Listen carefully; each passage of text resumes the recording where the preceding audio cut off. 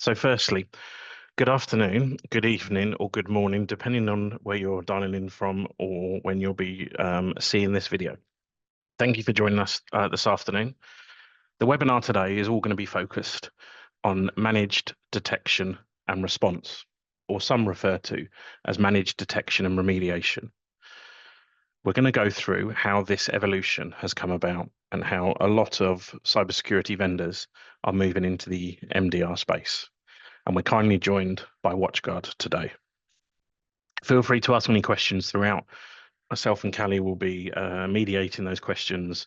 Session should last around about 45 minutes, and we'll be able to cover anything Q&A related either during the session or at the end. As a way of an introduction,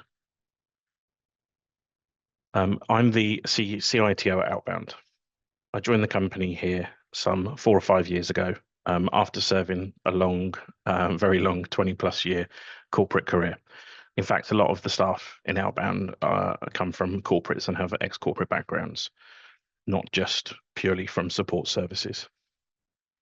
Just briefly, Outbound is a technology trusted partner.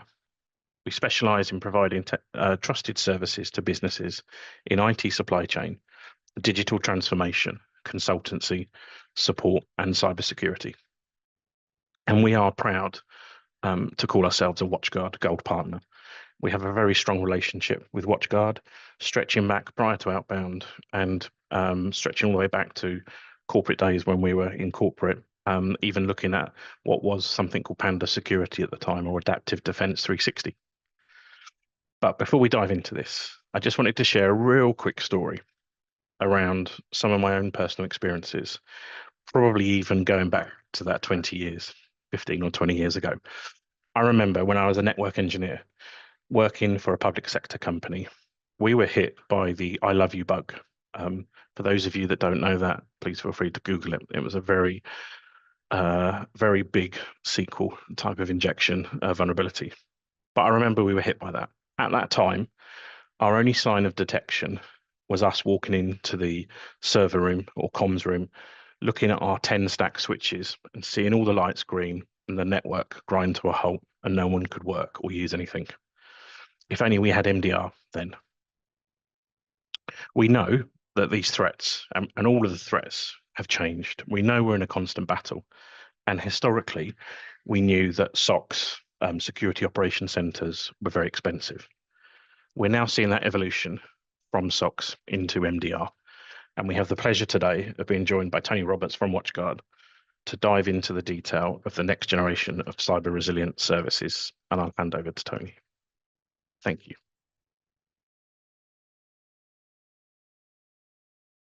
Audio, mic on. There we go. Yeah, you think I'm new to Teams, wouldn't you?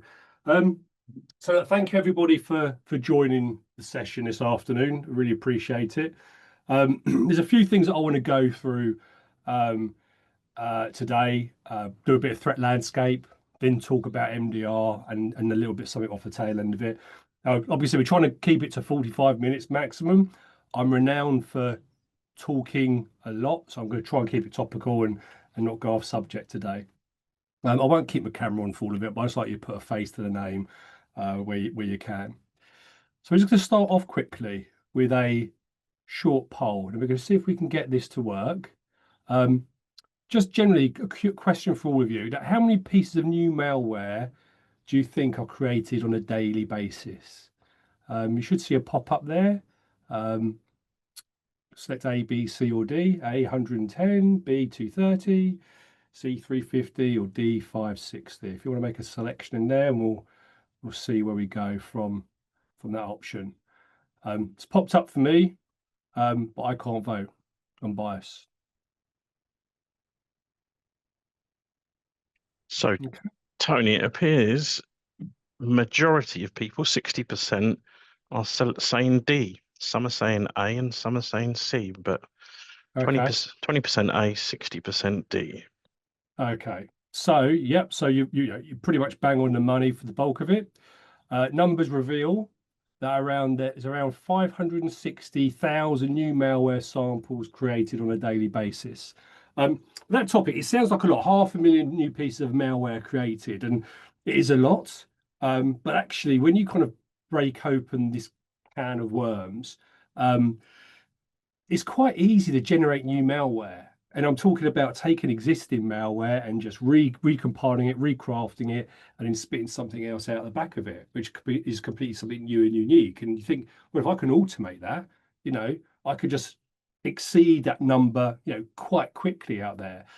But obviously, it's a number that's still very high. It's kind of what we see typically. And you're right. It is a high volume, and we've seen this increasing year on year exponentially for like the last 2 decades. It's just getting more and more out there. Okay. Additionally, Google identifies around 50 websites a week that contain malware, and around 50% of medium-sized businesses have experienced some form of cyber security breach in the last 12 months. Now, what that breach might be, it can fall into a few different categories, but ultimately, it's a high number. Businesses are at risk. And change. Okay. Now, these statistics, I do try to focus specifically on the UK space because that's where I reside, and I think it's more interesting and topical when we talk about our regions. So in Q1 of 2024, UK businesses faced over 750,000 attacks, which was an increase of about 4% year on year. From a day-to-day perspective, that means those businesses face approximately 2,100 attacks per day, which works out as an average of around an attack every 40 seconds. So if you've got an online presence, in some form or another, every 40 seconds, someone's probably having a go at it. Now, threat actors never sleep, or at least take the same holidays as us. And it's noted that cyber attacks commonly increase during holiday periods and outside of regional business hours. Now, and by launching an attack out of hours with no one around to monitor or respond to that activity, it increases their chance for success. And it comes down to some common metrics about mean time to detect and mean time to respond, at how quickly something could be identified and closed off before it, pivots and shifts within a network. A large volume of cyber attacks are aimed at the SME space because they are often limited on investing in cybersecurity prevention. It's assumed that they have weaker defenses. Though honestly, every market is susceptible to attack, not just the SME space. Now, we've seen sizable breaches in government, education, healthcare, and most recently, retail. We saw the things that happened with some very popular high street names were affected, and that affected the everyday Joe. I remember going down the shop and it was just empty. I couldn't buy anything because the shelves were all completely empty and there's very little choice, and all as a result of a cyber attack. Now, areas of high risk and seen as predictions for the future are attacks involving like IoT, the Internet of Things, devices connected to and exposed to the web. Attacks on these average about 179 per day. If successfully exploited, they can be used to pivot into the network or to be used as nodes to perform other forms of attacks. Database or web server or web applications are often a focus on attack. How often you see failed authentication or brute force attacks going on against these public-facing services. Another great concern are those entities targeting critical infrastructure. A successful attack on these industries can have a very broad reaching and affecting a large number of the population, a bit like these situations we see with like just the retail attacks. Now, supply chains talks to the point about third-party applications being exploited and used as a way to infiltrate networks on a larger scale. Instead of trying to break in, why not break the software that business uses and deploys for you on their behalf? This ultimately results in alert fatigue, something experienced by the IT teams trying to manage and remediate these problems if identified, given the frequency and volume of potential issues they can suffer from an overwhelming number of alerts being generated. And another ongoing issue within this industry is security staff availability. People who are actually going to be skilled and versed in this industry, and finding those people, training those people, retaining those people is quite a bit of a challenge. When we talk about common attack methods, there's lots out there, but phishing attacks, these are the most common forms of cyber attack. out there, accounting for over 85% of all reported cyber incidents. Email, spear phishing, whaling, smishing, vishing, everything else with phishing in the title. These are all different ways that you can perform like phishing initiations. Ransomware in 2024, we saw an increase about 65% compared to 2023, with about 48 new ransomware groups emerging. Denial of service attacks have more than doubled in the last year. UK was in the top 4 countries targeted. And rats, once established within a business, threat actors use these to control devices, often used for espionage, credential theft, and data exfil. Malware, obviously, it's a generalized term for malicious software, remains a significant threat to businesses and individuals, and always be the case. Now, on the topic of ransomware, something that is on the increase is double extortion. So not only do you get your data encrypted, but your data gets stolen. So if you do pay somebody for giving you the key to unlock your data again, it doesn't mean that say that they haven't already taken your data and are using it to sell on the dark web out there. So it's never a safe place to kind of deal with these situations. So top geographic sources of high risk for cyber attacks in the UK, we continue to see familiar names. I don't think we need to talk to these too much. The names come up quite often. Some areas focus on, a lot of them are state-sponsored actors, but they're focusing on espionage, ransomware. Some are more politically driven, some are more fiscally driven, but we see the same names coming up over and over again. So the state of cybersecurity, the threat landscape, as I lightly alluded to, is the fact that the threats are real, and sadly we see them far too often affecting people and businesses. The problem we face is that the ever-evolving tactics and techniques being used by these bad actors means that the attack surface is expanding.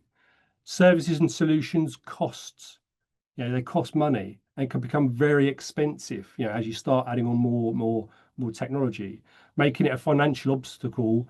And you additionally need to also employ and skill and retain those people to monitor and manage those platforms. This can result in either all or some of these situations where you remain vulnerable to an attack. Now, having poor or limited detection capabilities means you'll end up with delays in identifying and responding to those incidents. And unless you're operating 24/7, you're restricted to business hours typically. So the impact of what this ultimately has on businesses can be varying.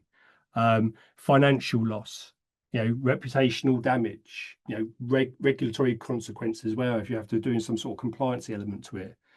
The economic impact of cybercrime in the UK was estimated at about 43 billion over the last few years. It equates to about 15 million daily. Now, for enterprise businesses, the average remediation cost weighs in at around £840,000, with some reports of going into the tens of millions. For smaller businesses, they can potentially never actually recover from such an event. And I was reading an article about this the other day. I think it was Knight's Move. It's an old haulage company. They've been around for many, many, many years, and they suffered a cyber incident, and they actually never recovered from it. And sadly, went into history. And when it comes to cyber insurance, 32% of UK companies have cover that doesn't even protect them from a ransomware attack. So it's all in the small print. You think, oh, I've got cyber insurance. Actually, you haven't. We cover everything else except for that particular bit. So if you're looking at that, make sure you check the small print. Another stat which I don't have in here, and I find it quite interesting, is that you've heard of Cyber Essentials. A government framework designed to kind of help businesses, elevate up to having a good cybersecurity posture. And you go through the self-assessment, the tick box exercise, and you say, yes, I do this, that, and the other. But the problem with that is that you typically fill that form out, and then you move on to your day job, and you never actually action anything off the back of it. Now, unless you're one of the very few 3% of businesses that try to maintain those recommendations within there, you're in a minority. It's there to give some guidance around security within your IT network estate. It's a good knowledge piece to kind of be aware of, but unfortunately, people don't typically follow it on a day-to-day regular basis. Okay, so we want to get into MDR. What is it and how it works? So yeah, there's a lot of moving parts within here, but hopefully we can kind of give you the concept and the basis today. So as I say, cybersecurity is complex and evolves rapidly. Now, MDR acts as an advanced security extension for your business for our partners, Outbound in this example, as they're the our MSSP, managing that security. It provides continuous monitoring, proactive detection, containment, and expert guidance to help customers recover and strengthen their security posture. Now, the whole service is managed by our cybersecurity analysts. We operate 24/7, 365 days a year. It offers flexible support tailored to the operational needs of the business, whether full-time or just during specific business hours. Now, we've got different ways that we can scale an MDR service for people. Bad actors sleep, so neither do we, ultimately. So when we have to consider an effective endpoint security program, MDR plays a pivotal role in minimizing those security gaps and optimizing the processes, basically across three critical areas in the whole process. Now, first, we've got the prevention layer. This is a foundational layer that includes a lot of automated security controls. Automated prevention technologies are critical as they help to do things like filter out incidents, reduce staff workload, reduce breaches. Now, our service utilizes a layer security model, which is inherent to our WatchGuard EDR, EPDR, and advanced EPDR endpoint products, which is engineered to reduce these incidents and basically lighten operational workload and prevent those security breaches from happening. A standard feature standout for our WatchGuard endpoint product is what we call the Zero Trust Application Service, which uses machine learning and deep learning to classify all endpoint applications as either trustworthy or malicious. Kind of the next layer is detection and response. This layer is activated when a threat circumvents the prevention measures. The Zero Trust service also functions in this phase, classifying executables in real time based on the telemetry obtained from the endpoints through that EDR capability. Concurrently, our threat hunting service spots suspicious activities based on updated threat intelligence from several sources and security analytics in the cloud, triggering IOAs or indicators of an attack. And these are mapped typically to the MITRE attack framework, which is basically an industry standard of tactics and techniques being observed and used by bad actors out there. These deterministic indicators of attack are communicated to the product, which can then block the progression of that threat automatically. However, typically, the expertise of security analysts is imperative for an effective investigation and response. Unlike sole, automated prevention, detection and response depends on human expertise bolstered by analytics and threat intelligence. The Zero Trust service and the threat hunting service automate many tasks, enable us to detect and respond more swiftly than most other market products out there. And the final layer is security hardening. This is pretty crucial, but it's sometimes neglected element that involves reducing down the attack surface through risk analysis and remediation strategies, such as patching vulnerable applications, rectifying iOS misconfigurations, essential for a robust security posture. Now, we support this by delivering detailed weekly reports and implementing of security hardening measures out there. And this is all kind of part of the wrap-up round, which we should talk about when we discuss MDR, managed detection and response. Let's kind of understand kind of the workflow, the anatomy of MDR. Represented here as a continuous cycle, because it is just going round and round circles, rinse and repeat, rinse and repeat. Each stage in this process is critical to ensure a proactive, comprehensive defense against sophisticated cyber attacks. We begin with the 24/7 monitoring, where we continuously inspect the endpoint activity, correlate events, and autonomously enrich that telemetry data. This allows us to identify unusual patterns or suspicious behaviors in real time.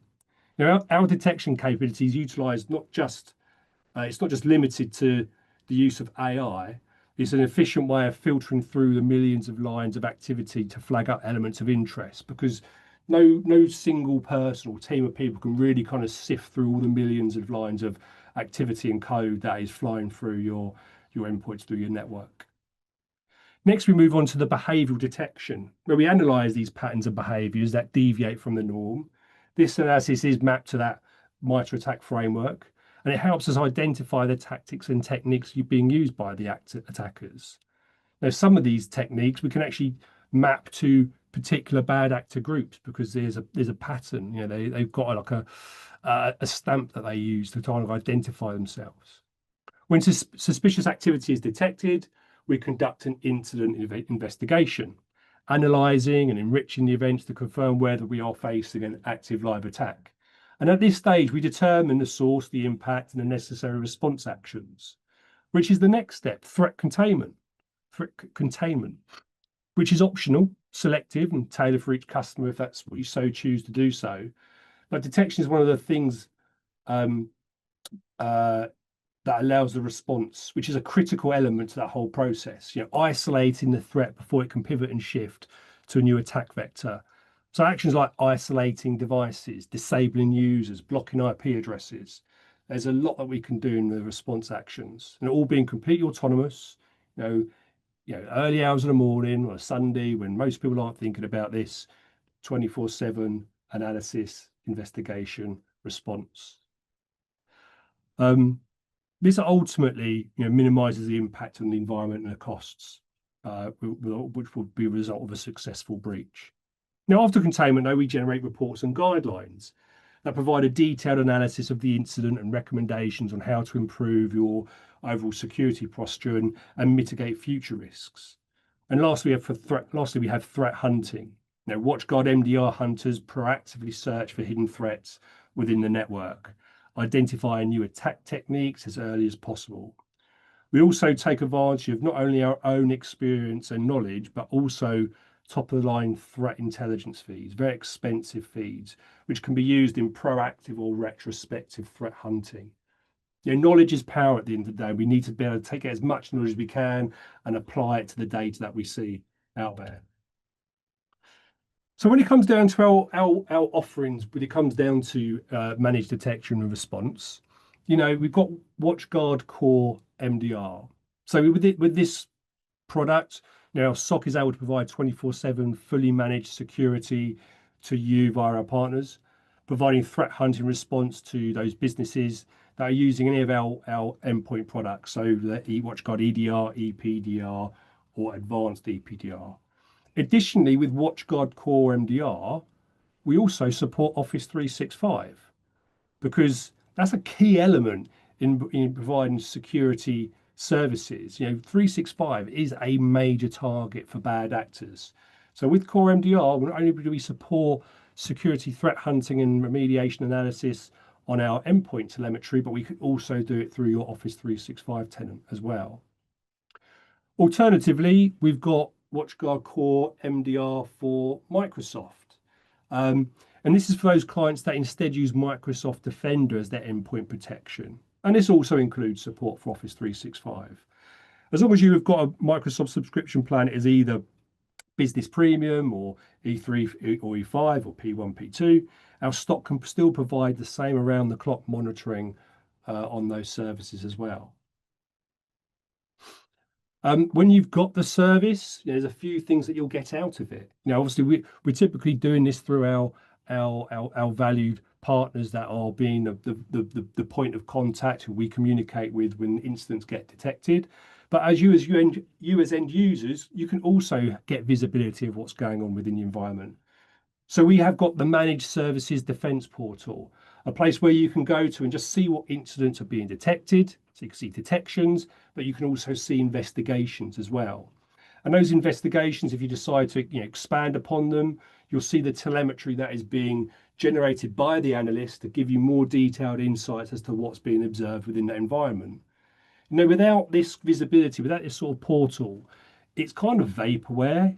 You know that you've got it, but you don't know what it's doing. And this kind of gives you that boots on the ground view as to what's actually going on in the environment. And you can actually feed back directly through to the SOC as well through the incident investigation through either the chat or by phone if need be. We also include reports. So we have weekly reports that focus predominantly on recent security activity, including details around detected threats, investigations, and your security health analysis, including information on detected incidents and those investigations, also misconfigurations that could be protecting or impacting your deployment. This helps your partner and you stay informed about the current threats and the status of that environment. And we, like I said, we can deliver this weekly. We also have the monthly report that provides a synopsis of the detections, investigations, and incident containment activities carried out by the SOC team over that monthly period. It offers a detailed account of all the proactive security measures and response actions taken during that period. So the report contains areas like the current situation and security recommendations, the level of protection that you've got within your deployment, the threat level, activity carried out, anomalous activity investigated, and any IOA attack attempts that were observed as well. So you've got again, not only can you see it through the defense portal, but you can get these summary reports that can just correlate all that information into one place. But it comes down to differentiators. Now, MDR is a term that is used out there quite often these days. It's not as often used as it's going to be in the future. MDR's, I say it's relatively new. It's been around for a few years. We've been doing it for a while. But where I think I see a bit of a driving force behind it is when it comes down to regulatory compliance and insurance, and basically just like a business's well-being, that they see like I need to extend my security capabilities because I just don't want to be on the receiving end of a breach. So MDR is definitely on the uptake, and we're seeing more and more people adopt it over the last few months, years. So kind of differentiators here. So first of all, 24/7 SOC. We don't sleep. It always is in play, and it's driven with AI analytics. We've got a custom platform that is designed specifically for sifting through through telemetry and identifying the things that are of most important. You should ultimately expect less than 6 alerts per month, and minimizing that alert fatigue. Hopefully less, but let's hope not. It's flexible. We offer a tailored service with delivery methods and flexible hours. Fully customizable to fit the client needs.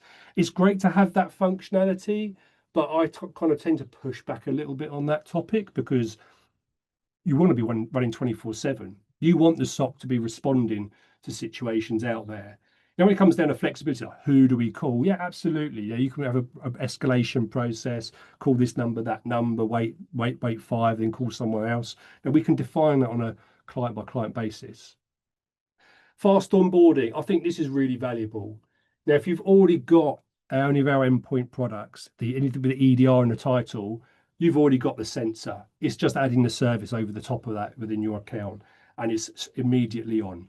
You do need to do the 365 part, which is basically creating a collector for the SOC to ingest the telemetry, but it's really simple to get up and running. And it's an open ecosystem. At the moment, our defense portal, okay, it's taken in telemetry from our endpoint, from Office 365, and from Defender, but actually the system's designed to be even more open than that, and you're going to see some changes that come with that in the future. I've got a small slide on that in a moment. Okay, so the benefits to the customers, I think it sort of speaks to itself. It's enhanced security expertise. We have analysts. We've got quite a few analysts now that are sitting there monitoring, watching 24/7. They've all got different roles. Some people spend time on the dark web. Some people are looking and creating threat hunting rules. Some people are retrospectively looking, investigating things out there. You've got to have a team of people that are focused on this topic, and these are the guys that do it. Access to advanced technologies. We're looking at AI. We're looking at evolving our zero trust application service to achieve more details. If you ever look at the statistics around the way our EDR works, if you go back 20 years, our customers got infected because we're always chasing our tail with signature-based malware. Now EDRs come along, it just responds on the fly. You're not good, you're not bad, you're an unknown. Yeah, managing that whole process, block, submit, classify, it's all completely autonomous. Rapid response. Now, one of the metrics that we have in the defense portal is our mean time to first response. So from the moment we detect something, we investigate something, and we respond to something, that is a metric that we'd like to share with our client base. And it usually averages somewhere between 3 and 6 minutes. So if you ever look at statistics historically about mean time to detect and mean time to respond, they can be quite different. Our solution is cost effective. Ultimately, it's not an expensive solution to onboard and bring into the value of the business. It gives you the ability to focus on the core business. You're not looking at, over your shoulder at what security issues are being dealt with. You can rest assured that it's being handled. And it's also very scalable. You can add in more functionality, more features as the portfolio, as your technology stack grows if need be. And it helps fulfill compliance in insurance requirements, like I mentioned earlier. There are more rules coming into play now that this is becoming kind of more of a standard, and that's something we're going to see evolving quite quickly. So just quickly, a point on the roadmap. Obviously, at the moment, we're doing our endpoint, Office 365 and Office Defender. As of, I think, last night, I believe, we actually released Total MDR. So I talked about the core products to begin with. Total is out now. And Total actually is an MDR service that encompasses our entire product portfolio. So endpoint, fireboxes, threat sync NDR, network detection and response. Now, identity. These all can feed now into our MDR SOC and we can action off the back of it. I know we'll have a few kind of interim updates throughout the year, but ultimately there'll be a product coming out, and it's meant to be Q4 this year, which is Open MDR, where anybody can come to me and say, oh, I use firewall vendor X and software endpoint product Y. Can you do MDR? Yes, we can. We've got an open platform that is able to ingest that information. We can analyze it and provide that security analysis over the top of it. Obviously, it depends on the product, will depend on what response actions we might have capability of accessing within then automating. That's why we wanted to get our own stack defined first. But yeah, it depends on the product and the capabilities behind it. So I hope you found that interesting. I've got one last thing I wanted to touch on quickly, and I will be quick. The free security assessment, the endpoint risk assessment report. Now, this is something that we are able to offer anybody. If you've got access to the internet, you can go to watchguard.com. You can create a login and you can create a trial of the endpoint product and enable this. Now, honestly, this is where you kind of want to lean on Keith and his team because they'll provision and set this all up for you. But the intent behind this is basically do an assessment of what your security already looks like within your environment on your endpoints. You could basically deploy our endpoint product onto your machines and it will coexist with whatever security product you've got already in place. It will just watch. It won't be doing proactive detection. It'll just be doing auditing and logging. And as a result of that, you will end up with a really nice PDF document report that'll give you a breakdown information about what malware was identified, indicators of attack, exploits, vulnerabilities, out-of-date software, living off the land techniques and applications being used. And it's a great report. It's a great conversation starter. There's no commitment to it. It just gives you a really nice way of visually kind of getting an understanding of what's the risk within your business. What does the zero trust application service assessment say about my environment? What threat hunting rules are being triggered out there? So I hope you found that useful. I really appreciate you taking the time and listening to me. I think, Keith, you had a couple of closing points there, didn't you? Yes, great. Thank you, Tony. Thank you for everyone. And not over 45 minutes, which is great. So we can give some time back. But first, I was just going to remind everyone if they've got any Q&A questions. The purpose really of this webinar was to just introduce what security vendors are doing around that evolution from SOC to managed remediation. A lot of them do that. The reason why we've partnered specifically with WatchGuard is the way that the WatchGuard's vision is to take your network telemetry, your network traffic, east-west, take your firewall traffic, access points, cloud, in this example, 365, and endpoint data.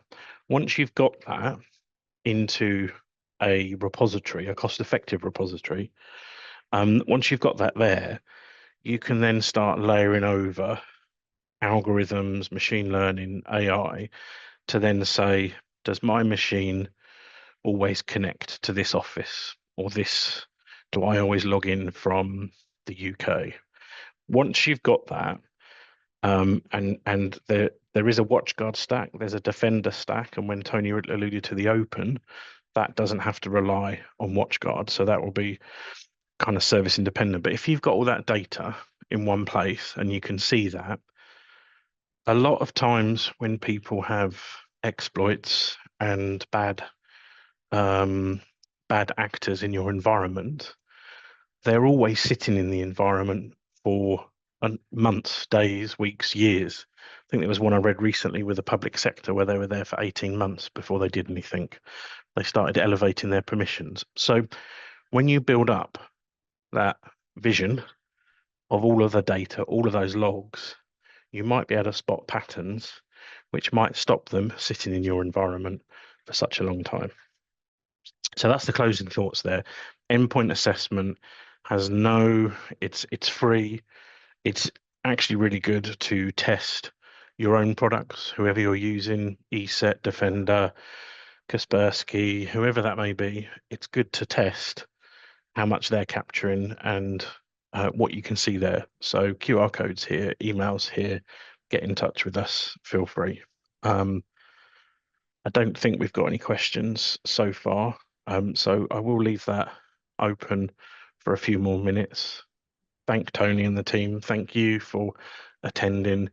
We will be editing some of these videos into a bit more bite-sized chunks as well for everybody. If you have any questions, I'll leave it there. I normally do some singing, but I won't spoil your ears now. And thank you for your time. Thank you, everybody.